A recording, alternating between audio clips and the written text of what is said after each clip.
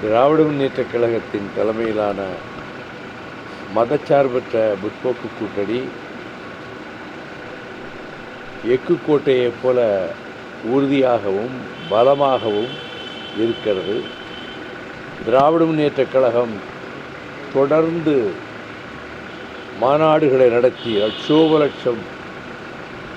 தோழர்கள் மகளிர் பங்கேற்கக்கூடிய நிகழ்ச்சிகளை வெற்றிகரமாக நடத்தி இந்த தேர்தல் பந்தயத்தில் எங்கள் அணி மிகுந்த முன்னோட்டத்தோடு அனைவரையும் முந்திக் கொண்டு போய் நிற்கிறது.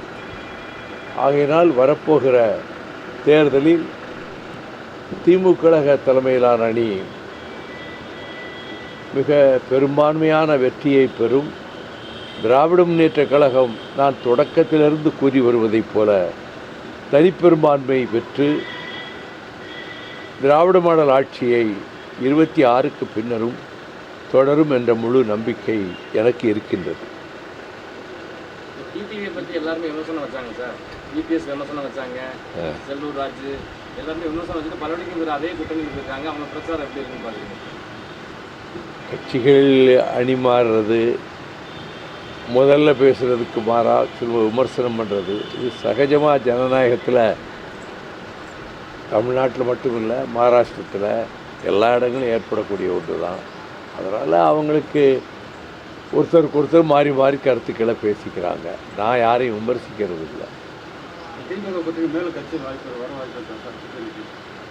அது எனக்கு தெரியலைங்க. இப்போ இருக்கிற கூட்டணியே வலுவாக இருக்குது. வேறு யார் வருவாங்களாங்க பற்றியான அதை பற்றிய செய்தி எனக்கு ஒன்றும் இல்லை. இல்லை, இப்போ டிஎம்கே கூட்டணியில் வந்து காங்கிரஸுக்கும் டிஎம்கேவுக்கும் நிறையா கருத்து மோதல்கள் வந்து தொடர்ந்து வந்துக்கிட்டே இருக்குது.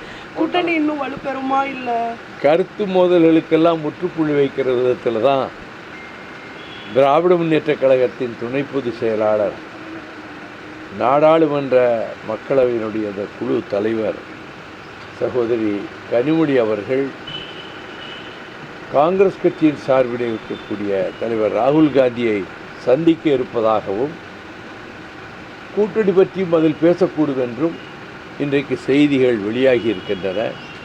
ஆகவே சிறு சிறு மனக்கசப்புகள் ஒருவருக்கொருவர் ஒரு சிலருக்கு இருந்தாலும் தலைமை அளவிலே இது பேசி முடிக்கின்ற பொழுது அதையெல்லாம் காணாமல் போய்விடும் அந்த கருத்து வேறுபாடுகள். திருச்சியை 2வது தலைநகரமாக அறிவிக்கணும்னு சொல்லி கனிமொழி வந்து கோரிக்கை வைப்பேன்னு சொல்லியிருக்காங்க. நல்லதான், இந்த தமிழ்நாட்டுக்கு மையப்பகுதி, அதனால் அந்த மாதிரி கருத்தை சொல்லியிருக்கலாம். அதெல்லாம் ஒரு பெரிய பாலிசி டெசிஷன், கொள்கை முடிவு அறிவிச்சிருக்காங்கன்னா அது மாதிரி ஒரு நிலைமை ஏற்படுமாங்கிறத பொறுத்து இருந்தால் பார்க்கணும்.